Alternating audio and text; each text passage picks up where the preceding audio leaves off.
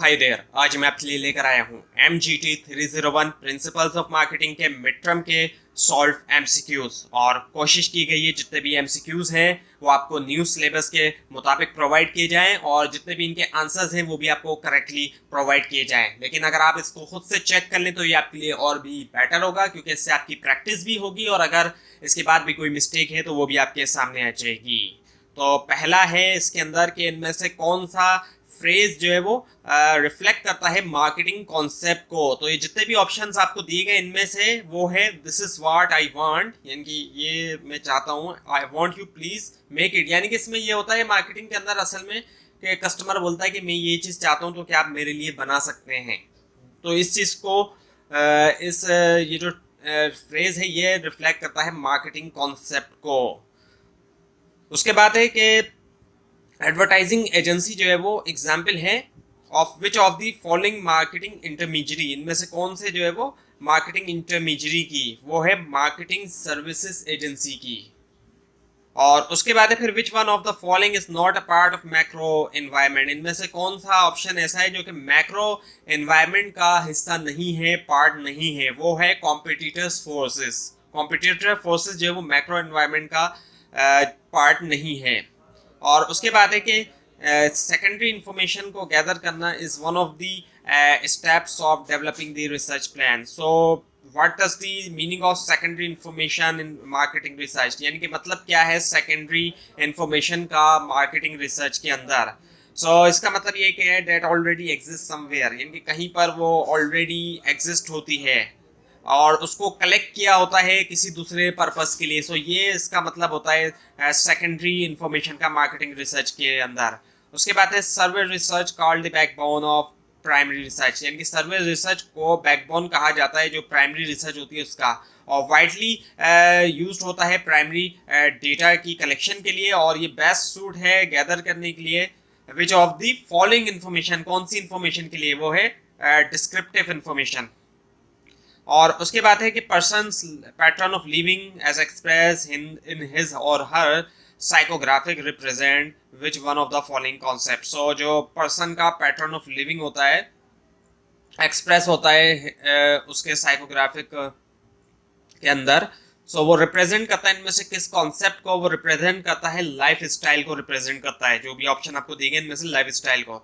और उसके बाद है कि which one of the following is not the stage that a customer go through in the process of adopting a new product। इनमें से कौन सा जो है वो स्टेज नहीं है जो कस्टमर गो थ्रू करता है जब वो अडॉप्ट करता है नई प्रोडक्ट को, उसका जो प्रोसेस है। उसके अंदर अवेयरनेस, इंटरेस्ट और इवेल्यूशन शामिल है। कल्चर जो है वो स्टेज नहीं है उस प्रोसेस का जो अडॉप्शन करने का न्यू प्रोडक्ट को है, कल्चर नहीं है। इसका आंसर है कल्चर।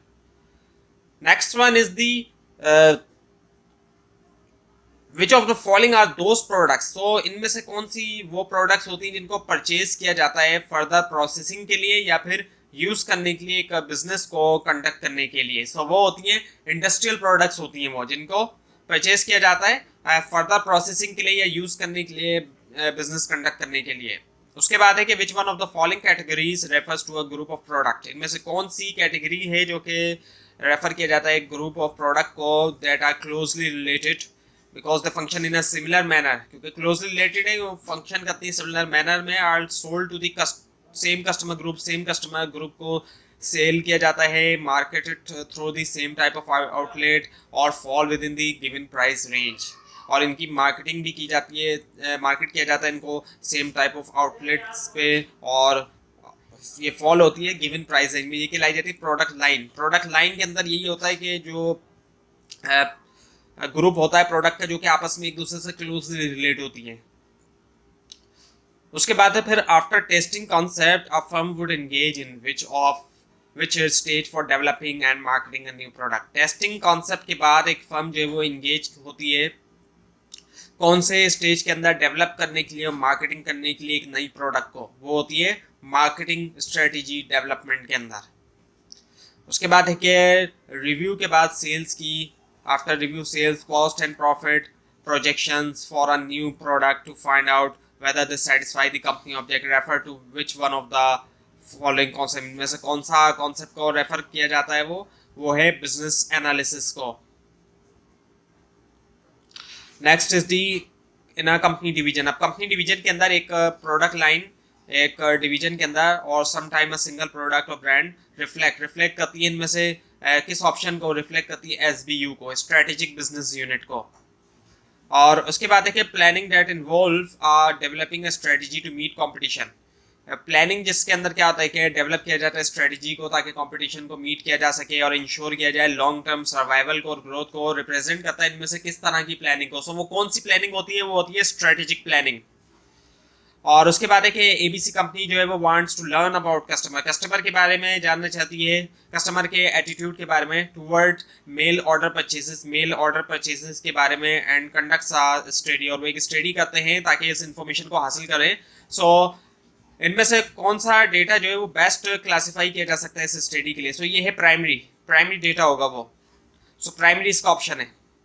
उसके बाद है कि which one of the following product requires a lot of advertising. इनमें से कौन सी प्रोडक्ट ऐसी है जिसके लिए बहुत ज़्यादा एडवर्टाइजिंग रिक्वायर है? पर्सनल सेलिंग और दूसरी मार्केटिंग एफोर्ट भी। पर्सनल सेलिंग भी, एडवर्टाइजिंग भी और दूसरी मार्केटिंग एफोर्ट भी, क्योंकि कंज्यूमर जो है either does not know, consumer जानता नहीं है उसके बारे में, और knows about it but does not normally thinking about it. एक तरफ जानता भी है, नॉर्मली सोचता भी नहीं है। सो वो है अनसॉर्ट प्रोडक्ट्स। अनसॉर्ट प्रोडक्ट्स ऐसी होती हैं क्योंकि कस्टमर नॉर्मली जानता भी नहीं है और सोचता भी नहीं है।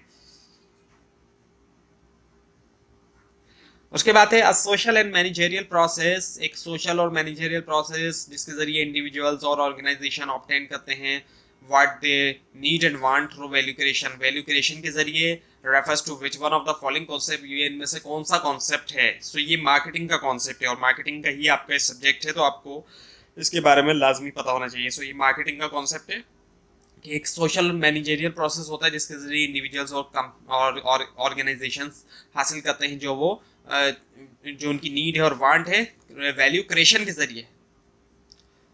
उसके बाद है कि which one of the following options refers to. अब इनमें से कौन सा ऑप्शन जो है इस चीज को कहा जा सकता है कि the art and science of choosing target market. Art है और साइंस है चूज करने की टारगेट मार्केट्स को और बिल्ड करने के प्रॉफिटेबल रिलेशनशिप को, वो है मार्केटिंग मैनेजमेंट।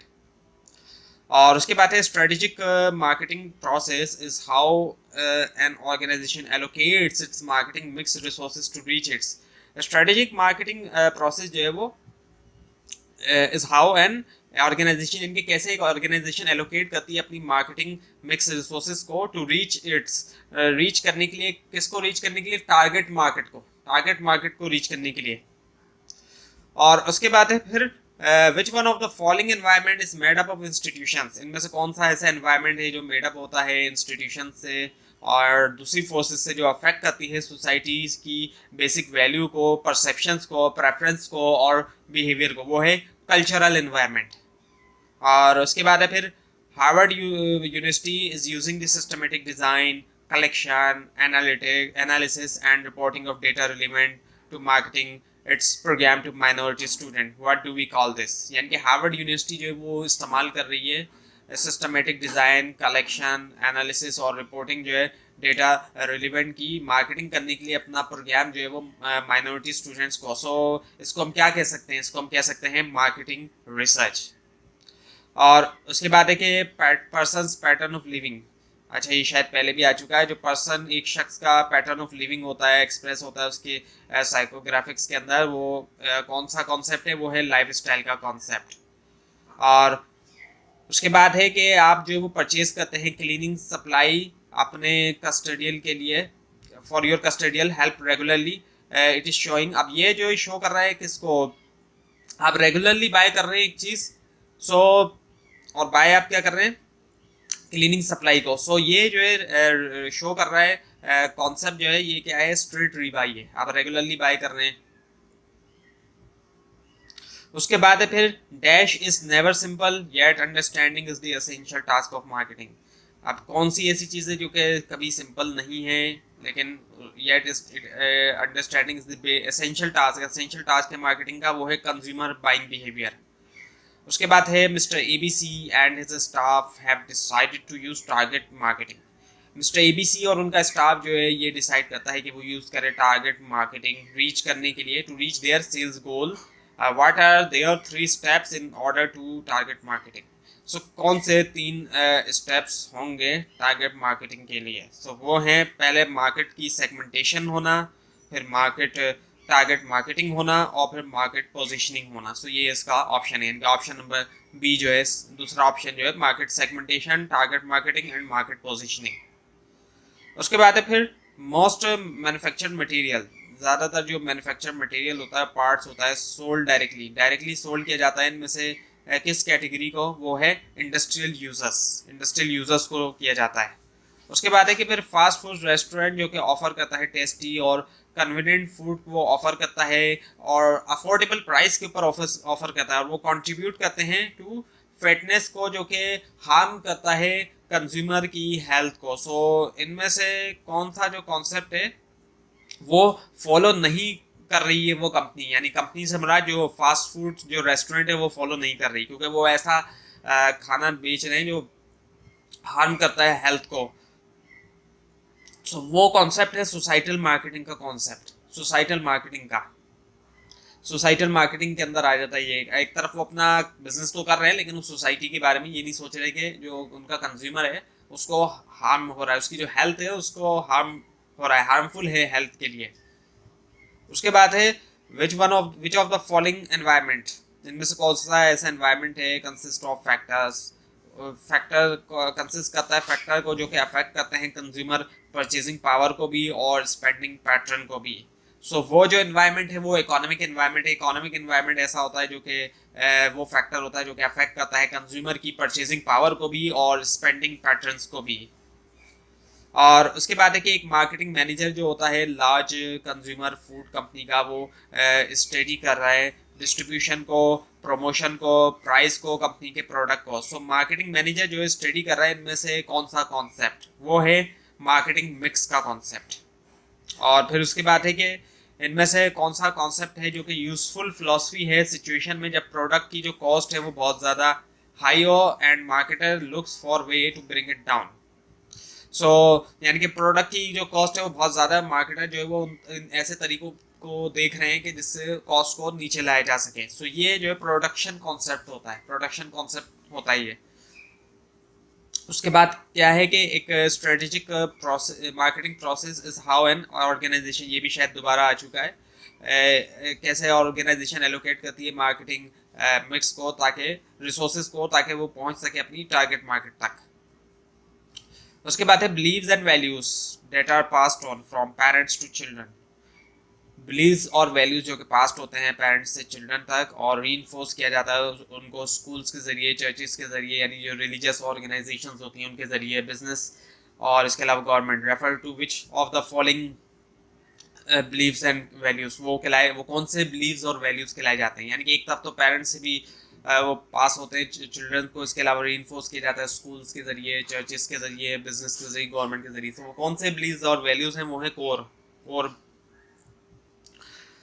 उसके बाद है इन क्रिएटिंग रिसर्च क्वेश्चनियर, जब क्रिएट किया जाता है रिसर्च क्वेश्चनियर को, इनमें से विच of the following is good advice, इनमें से कौन सी जो है वो गुड एडवाइस है रिसर्च स्पेशलिस्ट के लिए कि वो फॉलो करें?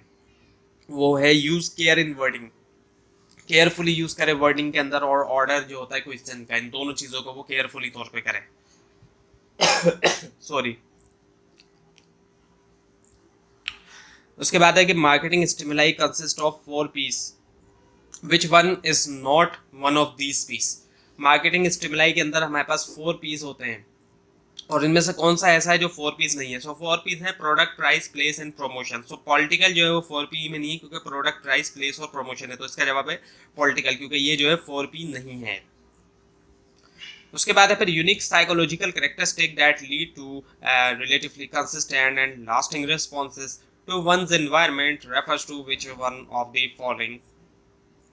यूनिक साइकोलॉजिकल कैरेक्टरिस्टिक होती है जो कि लीड करती है रिलेटिवली कंसिस्टेंट और लास्टिंग रिस्पॉन्सेज एक एनवायरनमेंट को रेफर किया जाता है। इनमें से कौन सा कॉन्सेप्ट? वो है पर्सनैलिटी का कॉन्सेप्ट।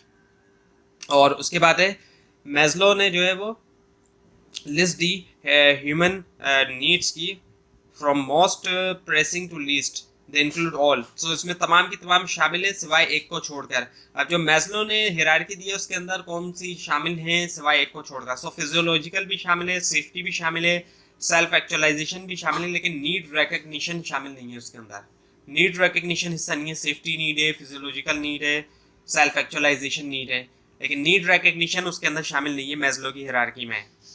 और उसके बाद है फिर डैश इज अ की, इनमें से कौन सी जो वो की है बिल्ड करने के लिए लॉन्ग लास्टिंग रिलेशनशिप कस्टमर्स के साथ, कंज्यूमर्स के साथ, एक्चुअली कंज्यूमर्स के साथ, यानी कि लॉन्ग लास्टिंग रिलेशनशिप बिल्ड करने के लिए कौन सी की है इनमें से जितने भी ऑप्शंस आपको दिए जा रहे हैं वो है कंज्यूमर्स कस्टमर सेटिस्फेक्शन की। कस्टमर सेटिस्फेक्शन जो है वो की है जिसके जरिए बिल्ड किया जाता है लॉन्ग लास्टिंग रिलेशनशिप कस्टमर्स के साथ, कंज्यूमर्स के साथ। उसके बाद है कि मार्केटिंग इंफॉर्मेशन सिस्टम जो है कंसिस्ट करता है लोगों को, इक्विपमेंट को, प्रोसीजर को, ताकि गैदर किया जाए, सॉर्ट किया जा सके। इसके अलावा और क्या किया जाए, और फिर इवेल्यूट किया जाए और डिस्ट्रीब्यूट किया जाए इन्फॉर्मेशन को मार्केटिंग डिसीजन मेकर्स तक।